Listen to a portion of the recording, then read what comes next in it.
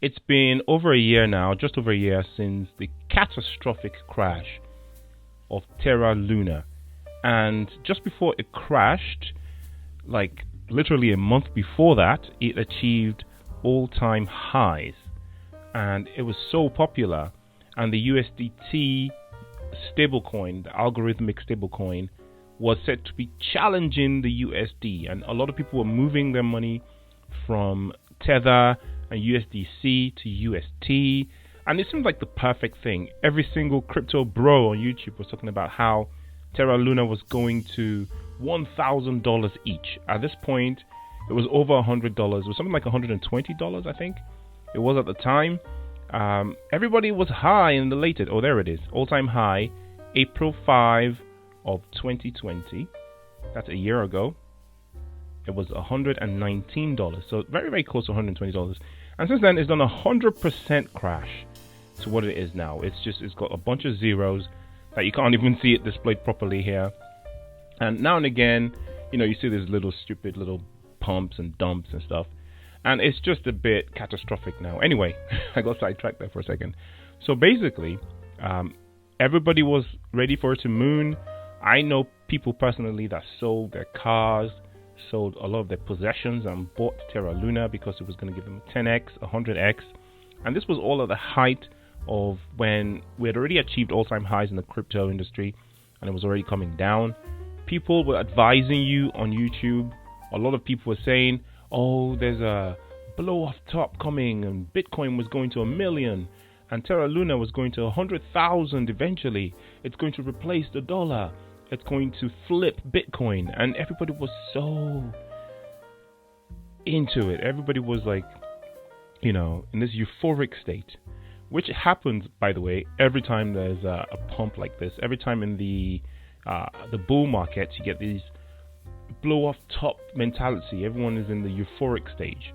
The only people that are not in the euphoric stage at this point are, of course, the whales and the OGs, because at that point, they were dumping like crazy. I mean, like everybody who was worth their salt in the industry, while everybody was going, oh, this is going to the moon, they were dumping and getting out. And we also found out later in hindsight that even Do Kwon was selling at the time. But that's a long story. So Luna came under some kind of attack, and then the crash just cascaded away. They tried to save the peg of USD with all the money they had. They sold all their Bitcoin that was supposed to be backing UST. Bitcoin that they bought just not too long ago, or not too long before the mooning. Basically, the Bitcoin that they bought actually helped Bitcoin achieve some of the heights that they did in 2021/2022. Everything came cascading down. People lost everything. I personally know people who lost all of their life savings. I lost a lot of money, actually, because I wasn't available in front of my machine or able to access anything, as things cascaded so quickly. If you look at the chart that shows the crash, look at that. It was pretty much a vertical drop, and that happened within 24 hours or less. And a lot of people were asleep when that was happening. I had a significant amount of crypto, and when it was happening as well, you still had people on the internet telling you, "Oh, buy the dip." This is including Do Kwon himself with his cocky attitude that he had on Twitter, telling you, oh, there's nothing wrong, nothing's happening, buy the dip, we're going to the moon. And people were throwing in their life savings and catching this dropping knife as whales exited. And to add insult to injury, when that went to zero effectively, and the token was delisted across the board, including, of course, on Coinbase, some people launched Terra, as if to kick people that were already down. They launched Terra and basically sold a dream that we could somehow go back to what we used to be with a new token. There were airdrops almost on a one-to-one basis to some people. Most people didn't actually get anything because a lot of people were sitting on exchanges like Coinbase who decided not to participate as usual and just steal people's money. People basically bought into this, lost all their money again because, of course, much as expected, it went up, people bought, and then it crashed. And then it's been low since then. Look at that. It did an all-time high pretty much near when it was released, when it went to $19 or so. And then it just crashed, man. And it's now 5% from all-time low. It's one of the worst performing cryptos of all time. And a lot of people have lost basically a lot of money in this Terra version 2. All you have now is people that made a killing, haven't bought here, and then just sold to the FOMO crowd and made $1 million and got the heck out. So again, a bunch of whales took advantage of the situation, made loads of money. All right, let's go back to Luna Classic. So Luna, the original Luna, now returned Luna Classic. Instead of just being basically closed down and people cutting their losses, people threw a lot more money in. And look at this, from the all-time lows, these are the people that made money. The people who bought the bottom of this for the first time. Perhaps they came in for the first time. Perhaps they had some Luna before and tried to make it back. But a lot of people threw in some money right when it was really, really low. And a lot of those people actually made, a 4x. Some people made a 10x. I know someone who made an 18x. But even till now, they're still up 480%. So shout out to those people who took the opportunity and bought the bottom. A lot of them were whales, and of course they've all mostly gotten out now. But somehow the dream kept getting pushed forward. This bucket of disaster kept getting kicked ahead, and now we have the website Terra.money, which appears to be run by the community. There's no particular foundation that's running this apparently. The original Terra Foundation, everyone's left. There's no developers left. Some people have been prosecuted.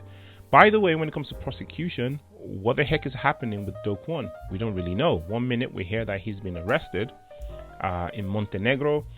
The next minute he's out drinking coffee in Starbucks and sit in in front of everyone. Or is that the other woman from FTX?